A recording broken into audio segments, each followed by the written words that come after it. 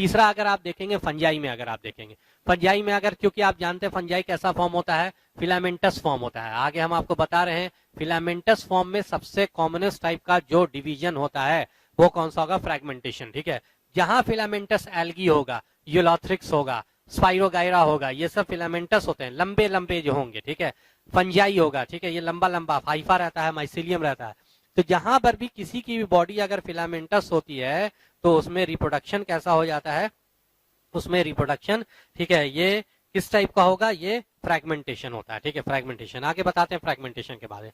Fission भी इसमें होगा, क्योंकि देखो फंजाई में तुमको पहले बोला है कि जितने भी आप आगे भी अगर आप जैसे पढ़ेंगे, ठीक है, वहां पर जो है ये सब बेसिक चीजें हैं, जानना जरूरी है।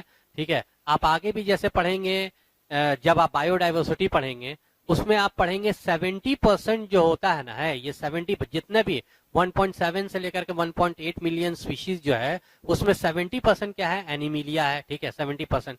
तो 70% में ये क्या बच गया, ठीक है, अगर आप गौर करते हैं यहाँ पर जैसे तुमको बताते हैं, ठीक है, ये टोटल 1.7 से लेकर के 1.8 मिलियन स्पीशीज है। तो ये अगर आप देखेंगे यहां से लेकर के ये 70% क्या हो गया, ये एनिमिलिया हो गया। ठीक है, बच गया कितना, 30%।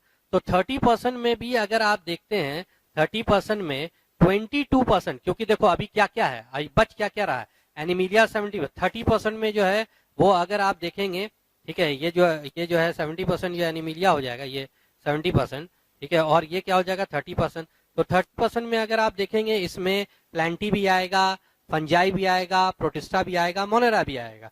ठीक है, तो फंजाई और प्लस प्लांटी मिला करके, फंजाई प्लस प्लांटी मिला करके 22% होता है। यानी कि आपने देखा, और वही भी फंजाई में जो है वो काफी ज्यादा डाइवर्सिटी होती है। यानी कि आपने देखा कि फंजाई और प्लांटी में, यानी फंजाई में बहुत ज्यादा डाइवर्सिटी होती है।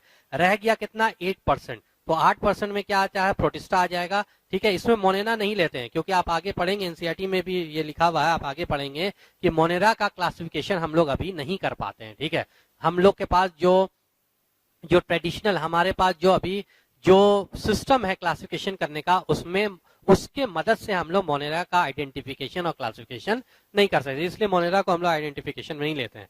तो फंजाई में आपने देखा कि भाई बहुत ज्यादा प्लांट, एनिमिलिया में बहुत ज्यादा डाइवर्सिटी है, वैसी फंजाई में भी, एनिमिलिया तो इतना तो नहीं, लेकिन फंजाई में भी बहुत ज्यादा डाइवर्सिटी है। ठीक है, जब फंजाई में बहुत ज्यादा डाइवर्सिटी है तो जितना ज्यादा डाइवर्सिटी होगा उतना ज्यादा टाइप्स ऑफ सेक्सुअली, उतना ज्यादा टाइप्स ऑफ रिप्रोडक्शन भी होगा। ठीक है, तो आपने देखा कि जितना भी यहाँ पर हमने जितना भी रिप्रोडक्शन का टाइप लिखा है वो सब कहीं ना कहीं फंजाई में होता है। ठीक है, फंजाई में देखिएगा फ्रैगमेंटेशन भी होगा, फंजाई में देखिएगा फिशन भी होगा, मल्टीपल फिशन, बाइनरी फिशन, ये दोनों फिशन होगा।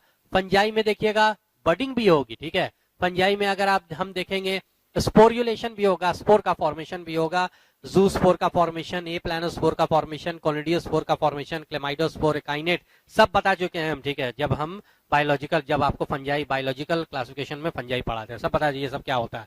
ठीक है, ये सब तरह का जो है उसमें क्या होगा, रिप्रोडक्शन होगा। और हाँ, फंजाई में सेक्सुअल रिप्रोडक्शन भी होता है। ठीक है, यानी कि आपने देखा कि यहां से देखिए जो रियल टाइप का सेक्सुअल रिप्रोडक्शन जो स्टार्ट होता है, इसका मतलब जो रियल टाइप का सेक्सुअल रिप्रोडक्शन कहने का मतलब है जब गैमेट का फ्यूजन होगा।